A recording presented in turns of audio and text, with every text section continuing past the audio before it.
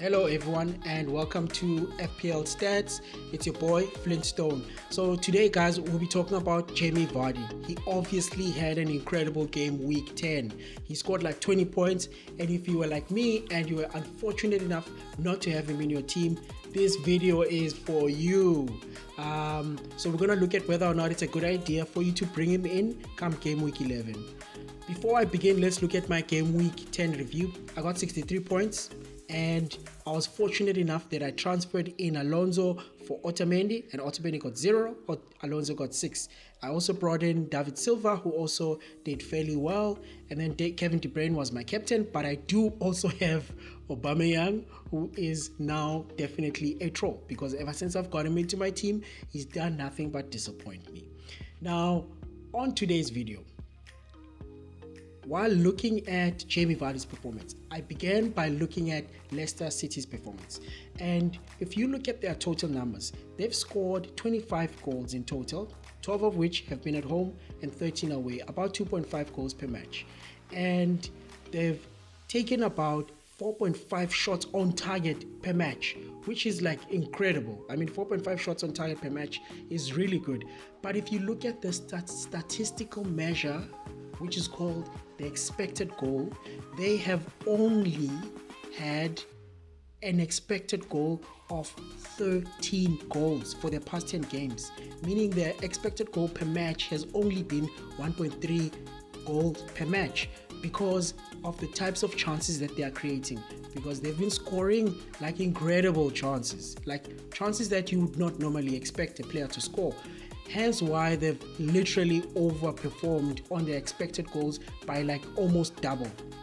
And one thing I can tell you about the expected goals measure, guys, is that because it's measured based on the types of chances that you create, based on each and every shot that you take, it is highly unlikely that you outperform it on a consistent basis, unless obviously you change the way you play and you start creating those clear-cut chances. So essentially, guys, simply put, Leicester City have been lucky with the goals that they've been scoring, according to this measure. Not according to me, but according to this measure. And if you look at the types of goals they've been scoring some bangers, like unlikely goals. Even if you look at it down to game level. For instance, the game against Sheffield United, they scored 2 goals, but their expected goals in that match was only 0.7. So they outperformed it, meaning the chances they scored. I mean, Vardy scored like a cracker. He scored like a near pole goal, which was like a cracker of a goal. And then against Bournemouth, they scored 3 goals, and their expected goals was only 2. Right? Because Vardy chipped the keeper from like outside the box, which was like incredible, but they again outperformed their expected goals. And then even if you look at their game against Newcastle, the types of chances that they created in that game said they should only score about 2 goals, and they scored 5 in that game. And even against 10-man Southampton, their expected goals based on the chances that they were creating was only 4, yet they obviously scored like 9. So they've been punching above their weight when it comes to goals created. And then if we look at Leicester City's upcoming fixtures, they have Crystal Palace away, they have Arsenal at home, and then they have Brighton away.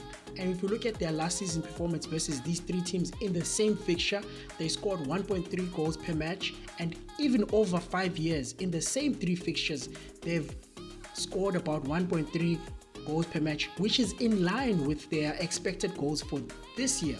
So it's very unlikely that they're gonna like way outperform their expected goals and their average over the past couple of years, even though granted they are currently in form. So if we take that into account, perhaps maybe they might score about 2 goals per match in their next 3 games, which is, I don't feel is very likely, but we can kind of expect it. And then I went and I looked at Jamie Vardy. Obviously, the first thing I looked at was his goals and the types of goals that he scored, right? Of his goals, in your screen right now, what you're looking at is all the goals that Jamie Vardy has scored this season. and those bubbles represent the likelihood of that shot being a goal.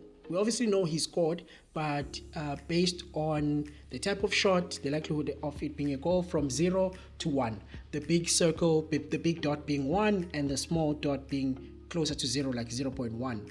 And you can see only 4 of his goals had an expected goal which was higher than 50%.